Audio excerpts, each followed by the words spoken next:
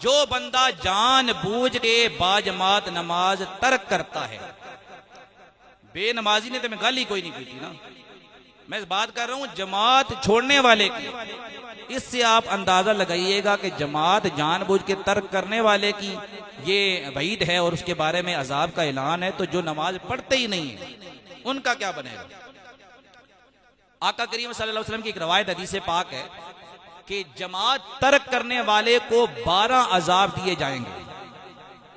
3 अजाब दुनिया में, 3 अजाब मौत के वक्त, 3 अजाब कब्र में और 3 अजाब उसको कयामत वाले को। 12 अजाब जमात तर्क करने वाले को, 3 दुनिया में, 3 मौत के वक्त, 3 कब्र में, 3 कयामत वाले दिन। दुनिया में जो उसको अजाब दिए जाएंगे उनमें से पहला अजाब ये है, जमात तर्क करने वाले को उसके चेहरे से नूर उठा लिया जाएगा, नूर नहीं होगा उसके चेहरे पर। और दूसरा अजाब ये होगा कि उसकी रोजी से अल्लाह करीम बरकत उठा लेगा।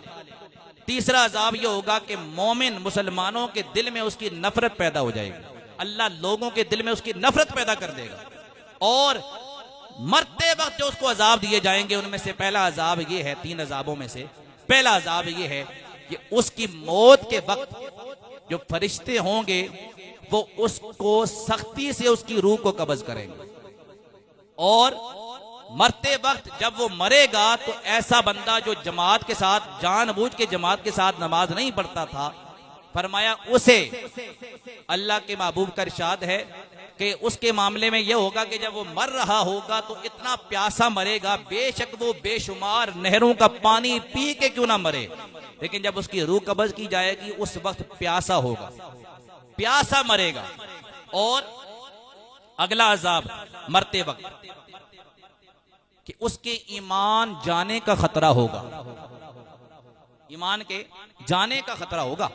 और कब्र में जो 3 अजाब दिए जाएंगे उनमें पहला अजाब ये है कि उसकी कब्र में अंधेरा ही अंधेरा होगा। फरिश्ते जब आएंगे तो सख्ती के साथ सवालात करेंगे, ये दूसरा अजाब कब्र में। और अगला अजाब कब्र में ये होगा कि जब फरिश्ते चले जाएंगे कब्र उसको दबाएगी और इतना दबाएगी कि उसकी पसलियां एक दूसरे में पेवस्त हो जाएंगी।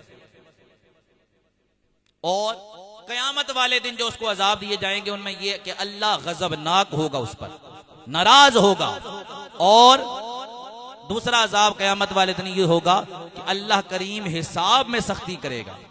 और फिर अगला अजाब जो आखिरी अजाब कयामत वाले दिन जमात तर्क करने वाले को दिया जाएगा कि उसे आग में डाला जाएगा, आग का अजाब दिया जाएगा। आप अंदाजा करें ये जमात छोड़ने वाले के लिए है, जेड़े पढ़ने ही कोई नहीं, जो पढ़ते ही नहीं है उनका क्या बनेगा।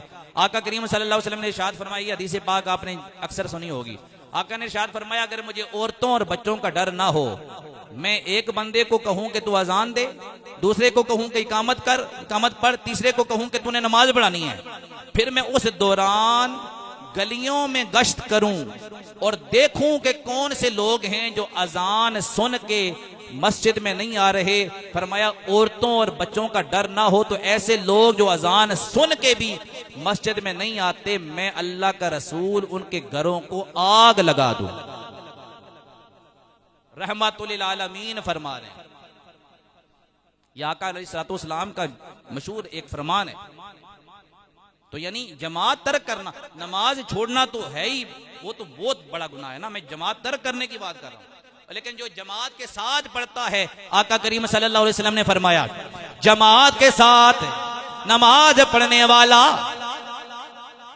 जो बाजमात नमाज पढ़ेगा, आका करीम सल्लल्लाहु अलैहि वसल्लम ने फरमाया जो बंदा मोमिन 40 दिन तक बाजमात नमाज इस तरह अदा करेगा कि उसकी तकबीरे ऊला भी फोत नहीं होगी, फरमाया ऐसे बंदे को अल्लाह 2 चीजों से बरी फरमा देगा।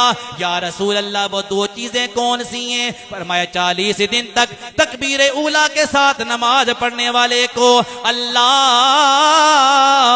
निफाक से भी बरी कर देगा और अल्लाह जहन्नम की आग से भी बरी फरमा देगा। ये दो चीजों से अल्लाह करीम उस बंदे को बरी फरमा देगा जो बा जमात नमाज अदा करने वाला है।